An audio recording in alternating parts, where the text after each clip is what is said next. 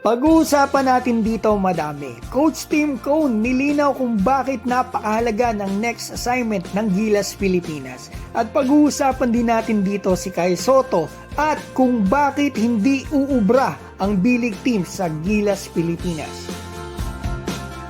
Ang susunod na laban ng Gilas ay February, final window ng Asia Cup, kung saan dadayo po ang Gilas doon sa New Zealand.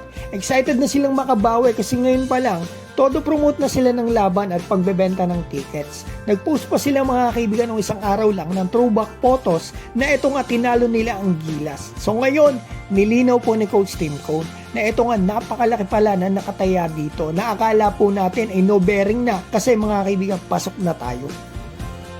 We can win those games, and that will mean we'll have a higher seeding in the FIBA Asia tournament, and we can avoid playing teams like New Zealand or Australia or the tough teams, Japan, in the quarterfinals or the semifinals.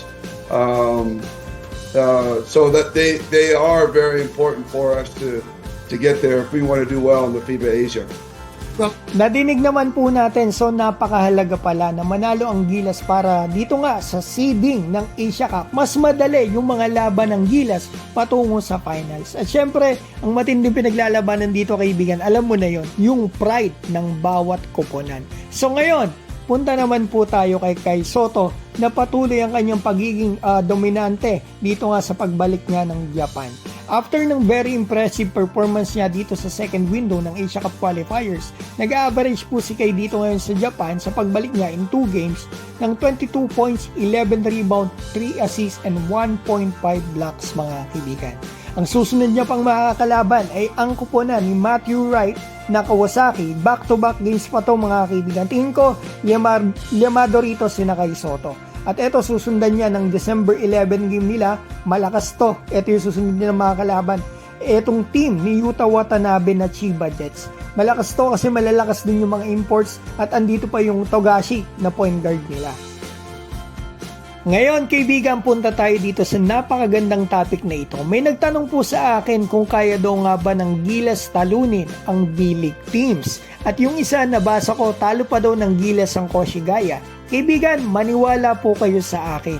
Taob po sa Gilas Pilipinas natin ngayon ang kahit anong team o malakas na team sa Japan B-League. Bakit?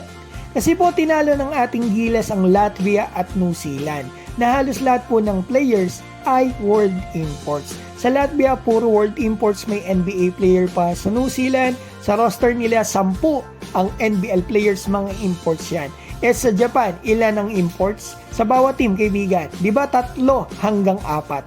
So, hindi po talaga uubra ang Japan B-League team sa Gilas Pilipinas. Yes, pwedeng talunin ang Gilas sa mga 1 game lang kasi bilog talaga ang bola, may tsambahan talaga dyan. Pero kung best of 7, mga series ang laban, hindi po talaga mananalo yung 24 teams na yan, ihilera mo na sa Gilas. Best of 7, hindi mananalo ang mga yan. Yan po ang opinion ko dito. Ano ang opinion mo?